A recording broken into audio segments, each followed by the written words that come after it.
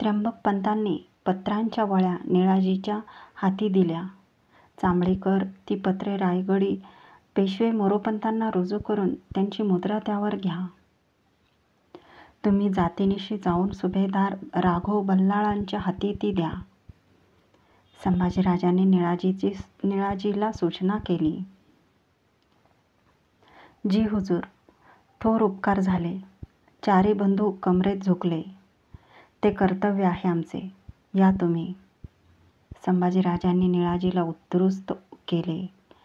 चांबळीकर सदरे बाहेर पडले. त्यांच्यावरची मिरास पट्टी रद्द झाली. फोंड्याहून महाराजांचा खलिता आला. फौजबंदीने टाकोटाक फोंड्यास निघून येणे, संगती त्र्यंबकपंतास आणणे. दम घेऊन तवाना झालेल्या फौजांची बांधणी करून संभाजीराजे त्र्यंबकपंतासह 3 दरवाजाने पन्हाळगड उतरले. कोकणपट्टीचा रोख ठेवून दौडू लागले.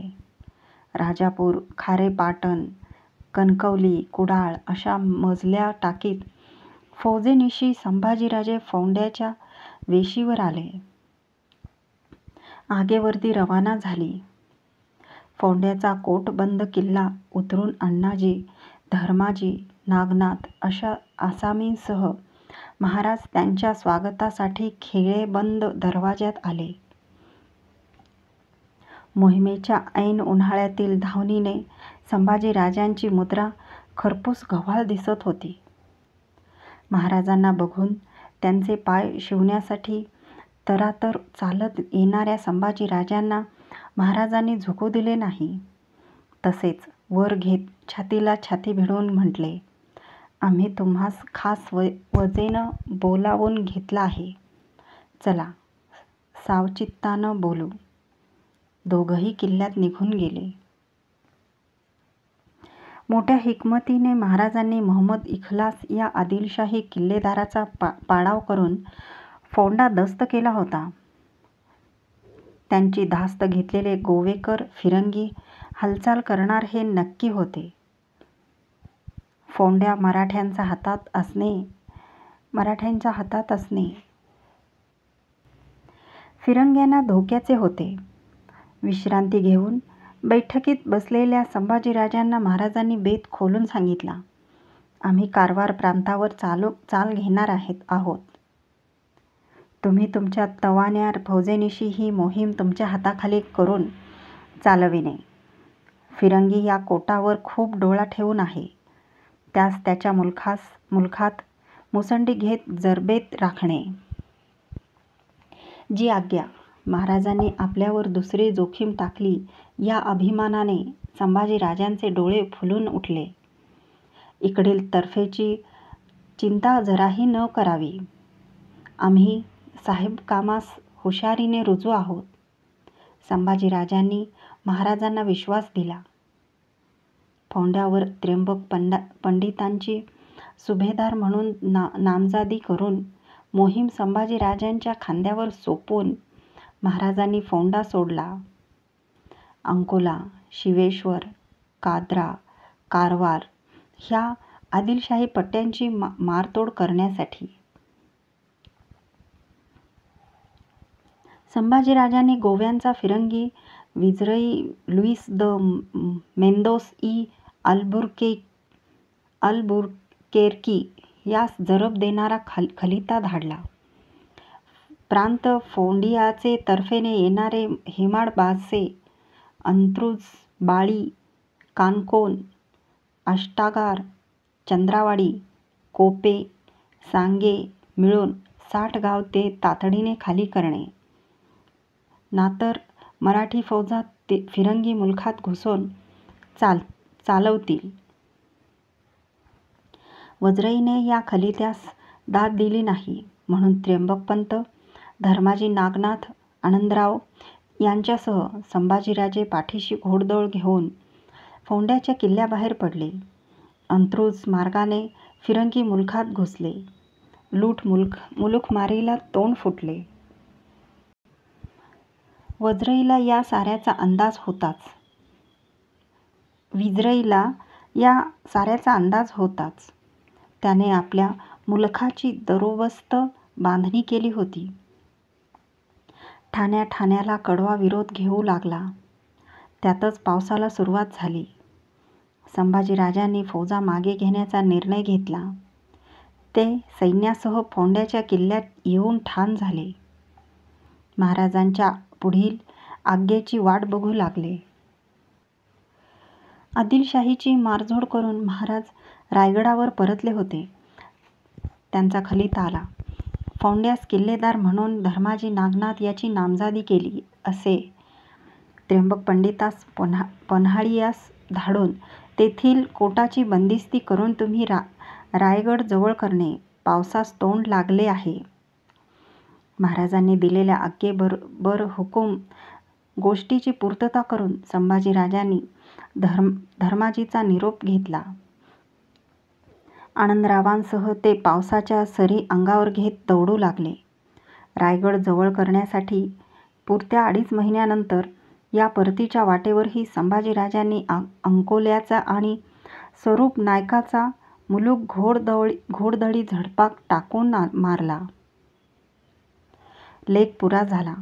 संभाजीराजांनी मुद्रा कागदाकडं बघताना आगळ्या तेजाने उजळून गेली. हातचे पीस त्यांनी हलकेच कलमदानात ठेवून दिले. काजळी शाई टिपण्यासाठी मऊशार वाळूची चिमट कागदावर पसरून दिली. टिचकी देऊन कागदावरची वाळू झटकली. धाराऊ जरा आमच्या कबिल्यास याद करता आपल्याच नादात असलेले संभाजीराजे कागदाकडे बघत म्हणाले. धाराऊ आपल्याशीच हसली. पदर नेटका करीत बाहेर निघून गेली. थोड्या वेळाने येसूबाई आत आल्या. त्यांच्याकडे हसून बघत संभाजीराजे म्हणाले, ओळखा बघू कशासाठी आम्ही तुम्हास वर्दी दिली असेल. डागाच्या यादीची आठवण मनात रेंगाळत असलेल्या येसूबाई आपल्या स्वारीची हसरी चर्या बघून गोंधळून गेल्या. नाही, ऐका तर, आम्ही एका काव्याची बांधणी केली आहे. कागदाकडे बघताना संभाजीराजांचे डोळे तळपू लागले. मनाची शंका दूर पळालेल्या येसूबाईंच्या डोळ्यात क्षणात अभिमानी कौतुक उतरले. वाचू आम्ही? पदराच्या मखरातील येसूबाईंची होकारी मुद्रा डुलली. डोळे तेजाळले. संभाजीराजे वाचू लागले. ते एका स्त्रीचे पायाच्या नखापासून शिखापर्यंत केलेले हिंदुस्थानी भाषेतील काव्यमय वर्णन होते. नखशिखा. ते ऐकताना कावऱ्या बावऱ्या झालेल्या येसूबाई महालात कुणी येईल काय म्हणून एकसारख्या दरवाजाकडे बघू लागल्या. काव्य वाचून येसूबाईच्याकडे बघत संभाजीराजांनी विचारले, काय आवडलं? काहीही उत्तर न देता मान खाली घालून येसूबाई उभ्या होत्या. संकोचलेल्या, शरमलेल्या.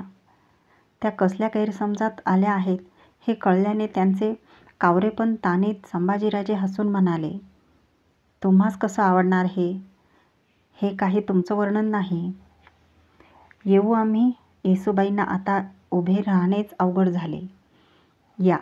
युवराजांची मुद्रा हसली. मिशांची बारीक रेघ तणावली. येसूबाई जायला निघालेल्या बघून त्यांच्या शालूवरच्या जरी कळ्यांवर नजर जोडून संभाजीराजांनी काव्याचा विषय सांगितला.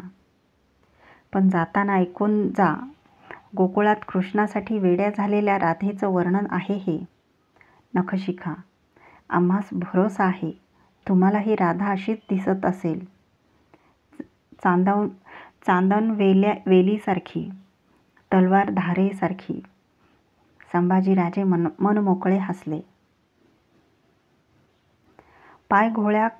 पाय घोटाळलेल्या येसूबाईंना ते ऐकताना वळून म्हणावेसे वाटले, अगोदरच सांगणं झालं नाही ते? रायाजी आणि अंतोजीला पाठीशी घेत संभाजीराजे बालेकिल्ल्यात बाहेर पडले जगदीश्वराचे दर्शन घ्यायला. श्रावण मासाचा तो अनेक वर्षे चालत आलेला रिवाज होता पहाटवेळच्या जगदीश्वराच्या दर्शनाचा. उभा रायगड दिवसफुटीच्या धुसर प्रकाशात एखाद्या गंभीर स्वप्ननगरीसारखा दिसत होता. झाडापेरावरची गडपाखरं अज्ञाताला साद घालीत कलकलत होती, फडफडत होती. दूरवर डोंगरकडा काळपट रेघा ओढीत साऱ्या भोवतालाने फिरत्या होत्या. जगदीश्वराचा मंदिर आवार येताच आघाडीच्या दगडी उंबरठ्याला हात भिडवण्यासाठी संभाजीराजे झुकले.